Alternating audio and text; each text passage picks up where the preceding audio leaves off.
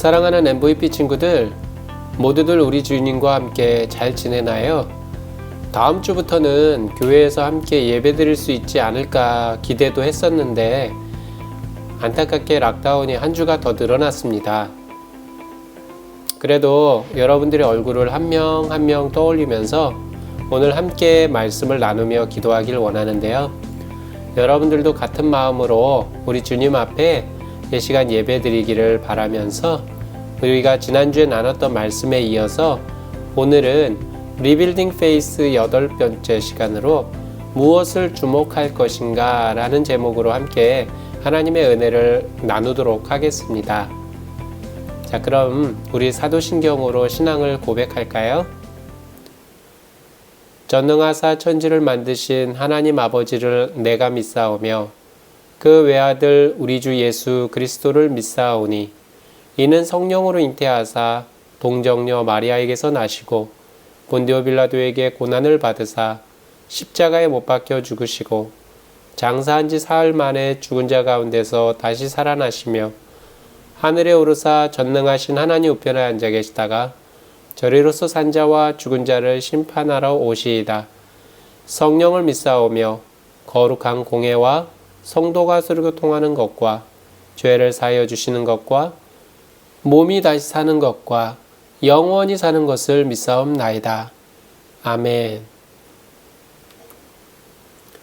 하나님 아버지, 우리 사랑하는 MVP 친구들을 이번 한 주도 말씀 안에 지켜주시고 인도해 주셔서 감사합니다.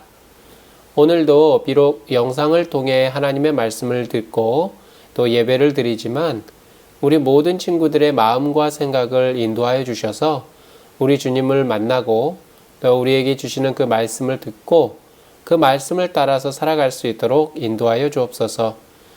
오늘도 우리의 마음과 정성을 담아서 예물과 함께 거룩한 산제사로 드리기 원하는 우리 모든 MVP 선생님들과 친구들을 축복하여 주옵소서.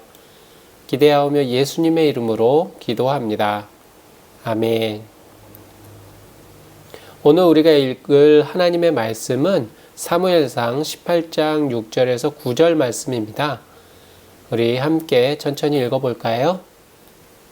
무리가 돌아올 때 곧 다윗이 블레셋 사람을 죽이고 돌아올 때에 여인들이 이스라엘 모든 성읍에서 나와서 노래하며 춤추며 소고와 경쇠를 가지고 왕 사울을 환영하는데 여인들이 뛰놀며 노래하여 이르되 사울이 죽인 자는 천천히요 다윗은 만만이로다 한지라.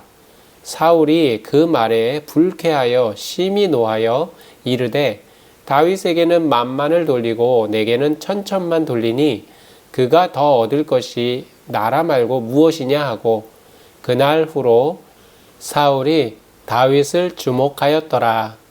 아멘. 여러분은 음악을 좋아하시죠? 특별히 좋아하는 음악가가 있습니까? 물론 유산슬은 말고요. 바흐나 핸델, 베토벤, 모차르트 너무나 유명한 분들이죠. 혹시 여러분들 중에 안토니오 살리에리라는 음악가를 아는 친구 있나요? 처음 듣는다고요? 이 살리에리는 바로 그 유명한 모차르트의 스승이자 당시 최고의 왕실 궁정의 대표 음악가였습니다. 잠깐 영상을 볼까요?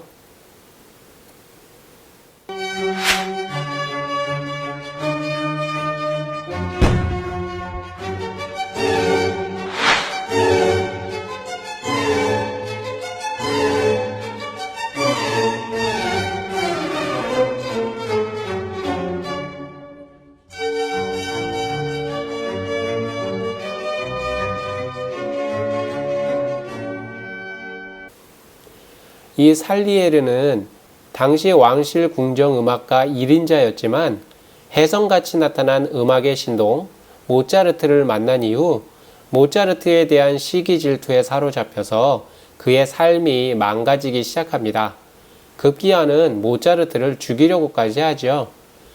그래서 심리학에서는 이것을 살리에리 증후군이라고 말합니다. 즉 1등에 대한 시기와 질투로 생기는 열등감을 극복하지 못한 인간이 느끼는 깊은 절망을 의미하죠.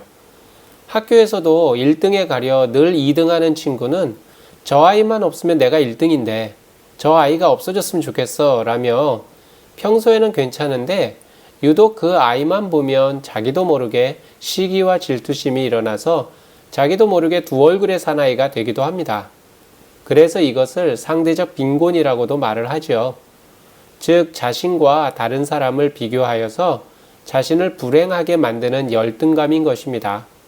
이 열등감은 마귀가 주는 것으로 여기에 사로잡히면 스스로 자신이 만든 웅덩이에 빠지게 되는 것처럼 삶이 매우 불행하고 비참해집니다. 이러한 모습이 성경에서도 나오는데요. 바로 사울 왕과 다윗과의 관계입니다. 다윗은 우리가 잘 아는 것처럼 장수 골리앗과의 싸움에서 승리를 거두었죠.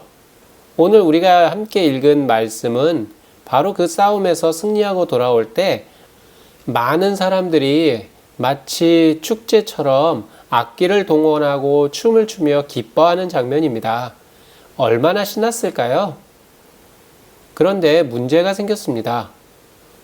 오늘 본문 사무엘상 18장 7절에 보니까 여인들이 뛰놀며 노래하며 이르되 사울이 죽인 자는 천천히요 다윗은 만만이로다 라고 노래를 한 거예요. 여인들은 사울 왕과 다윗을 서로 비교하는 것이라기보다는 단순히 전쟁에서 승리한 것을 노래하는 것이라고 볼 수 있습니다. 사실 옛날에는 천이나 만이나 동일하게 많다라는 의미가 있거든요. 그런데 문제는 사울 왕이 절대적 권력을 가졌음에도 불구하고 이 여인들의 노래에 민감하게 반응한 것입니다. 바로 그 다음 절인 8절에 보니까 사울이 그 말에 불쾌하여 심히 노하여 이르되 다윗에게는 만만을 돌리고 내게는 천천만 돌리니 그가 더 얻을 것이 나라 말고 무엇이냐 라고 하면서 이 여인들의 노래를 듣고 매우 화를 내고 있습니다. 그 사울의 내면에 폭풍이 일어나는 거죠. 우리는 살아가면서 마음을 잘 관리하는 것이 중요합니다. 배가 평형이 유지되지 않으면 넘어지는 것처럼 우리의 인생도 마찬가지죠. 럭비공이 어디로 튈지 모르듯 내면의 평정심이 깨어지면 감정이 어떻게 폭발할지 몰라서 삶이 무너지게 됩니다. 오늘 말씀에 보면 이러한 시기와 질투가 평정심을 깬다는 것을 알 수 있습니다. 언제 시기와 질투가 일어납니까? 바로 남과 비교할 때 그 시기심과 질투심이 생기는 거죠. 사울은 다윗을 시기하고 질투했습니다.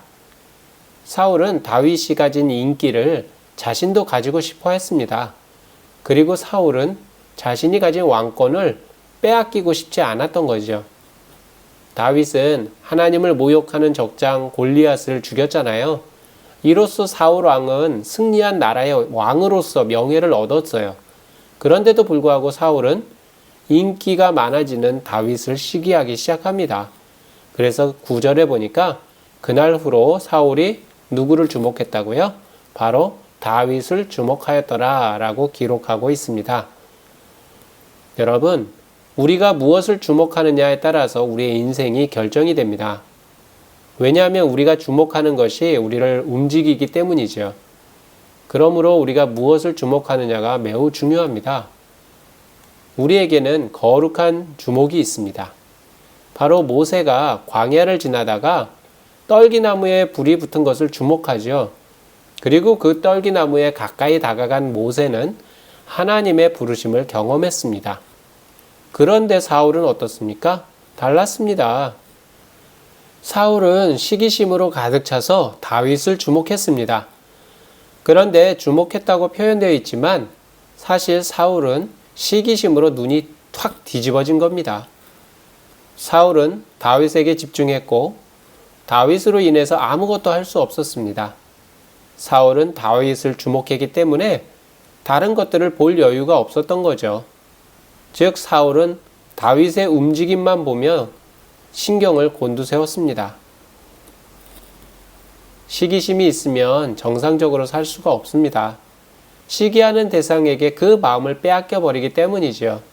그래서 잠언 14장 30절에는 평온한 마음은 육신의 생명이나 시기는 뼈를 썩게 하느니라 라고 말씀하고 있습니다. 시기하면 뼈가 썩을 뿐만 아니라 영혼도 망가지게 됩니다. 사람이 남과 비교의식을 느끼면 시기하고 질투할 수밖에 없거든요. 자신이 가진 것에 대해 감사하거나 기뻐할 수가 없게 됩니다. 사울은 가진 것이 너무나 많은 사람이었습니다. 그는 하나님의 인정을 받고 왕이 되었잖아요. 그리고 사울은 모든 면에서 출중했습니다. 그런데도 불구하고 사울은 하나님을 주목한 것이 아니라 바로 다윗을 주목합니다. 우리도 마찬가지입니다. 주변의 사람으로 인해 불행해할 필요가 없습니다. 우리는 남이 아니라 하나님만을 바라보며 하나님께서 우리에게 주신 것에만 최선을 다하면 됩니다. 그래서 에베소서 2장 10절에 보면 우리는 그가 만드신 바라 그리스도 예수 안에서 선한 일을 위하여 지으심을 받은 자니 이 일은 하나님이 전에 예비하사 우리로 그 가운데서 행하게 하려 하심이니라 라고 기록되어 있습니다. 맞습니다. 우리는 하나님에 의해 만들어졌고 하나님에 의해 구원받았고 하나님의 택하심을 받은 하나님의 자녀들입니다. 우리는 그 누구와도 무엇과도 비교할 수 없는 바로 하나님의 걸작품인 거죠. 이렇게 말씀 안에서 나 자신을 발견하게 되면 나 자신을 무시할 수가 없게 됩니다. 왜요? 자신을 무시한다는 것은 그렇다고 말씀하시는 하나님을 모독하는 것이기 때문입니다. 하나님께서는 우리를 위해 자신의 아들을 내어주실 만큼 우리를 사랑하셨습니다. 그러므로 우리는 지금의 나 자신을 사랑하고 존중해야 합니다. 사랑하는 MVP 친구들, 우리가 매일 리빌딩 페이스 큐티집을 통해서 말씀을 묵상하고 기도하는 이유가 바로 여기에 있습니다. 말씀과 기도는 하나님을 주목하는 것입니다. 우리의 생각이 하나님께 집중하며 오늘 하루를 인도하실 하나님의 손길을 기대하고 살아갈 수 있는 믿음을 가질 수 있게 하는 거죠.